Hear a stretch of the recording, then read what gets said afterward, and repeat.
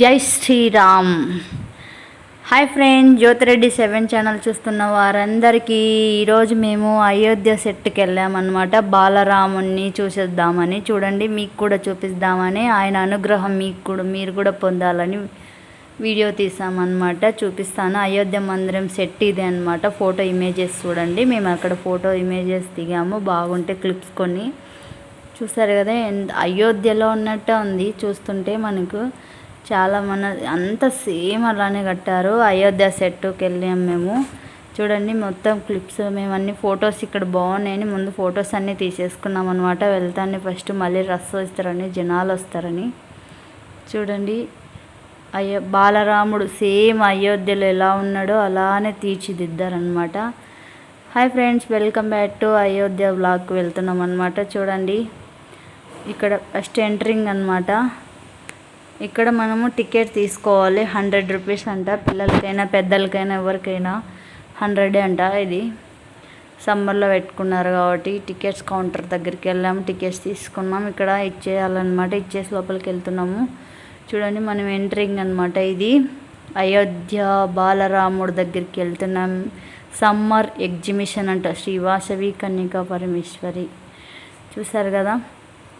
Starting ఇలా తాపల కగ్గుకు దిగుతానే ఇదే Ayodhya set అండి. మనము అయోధ్యలోకి వచ్చినట్టుంది. సేమ్ అయోధ్య బాలరాముని చూడనీకే వచ్చినట్టుంది. మనం ఎంట్రింగ్ అవ్వగానే సేమ్ అయోధ్యలోకి మనం వచ్చినట్టుంది అనమాట.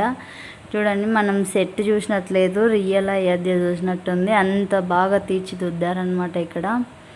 చూడండి ఇక్కడ వచ్చేసి చెప్పులు వదలాలన్నమాట. ఇక్కడ చెప్పులు వదిలేసి మనం ఇంకా లోపలికి ఎంటర్ అవ్వడమే. స్వామి దర్శనానికి వెళ్ళాలి. ఇంకా స్వామిని దర్శించుకుందాం.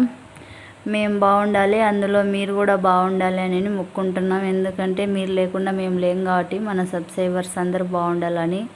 ఖచ్చితంగా బాలరాముని చూసే వాళ్ళు ఎవరైనా ఉంటే లైక్ చేయండి, షేర్ చేయండి. జై శ్రీరామ్ అని ఖచ్చితంగా కామెంట్ చేయండి. ఆ రాముడు అనుగ్రహం మీకు ఖచ్చితంగా పొందుతారనమాట.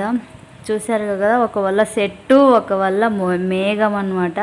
సేమ్ అయోధ్య సెట్ లాగానే మోడం కూడా వచ్చేసింది అక్కడ. మేము వెళ్ళిన టైం అలాంటిది అనమాట. ఏం చేస్తాం, అక్కడ మొత్తం మోడం వచ్చేసింది ఆ రోజే.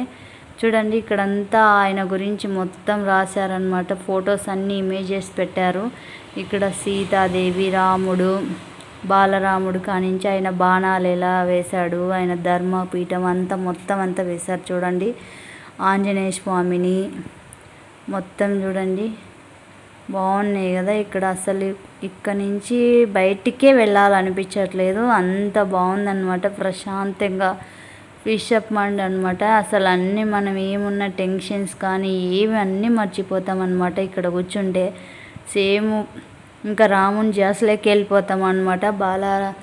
బాలరాముని చూస్తుంటే 2 కళ్ళు చాలట్లేదనమాట. ఇంక ఈ షెట్టులోకి వెళ్దాం. అయోధ్య మందిరం నమూనాని పెట్టారు ఇక్కడ బోర్డు చూడండి.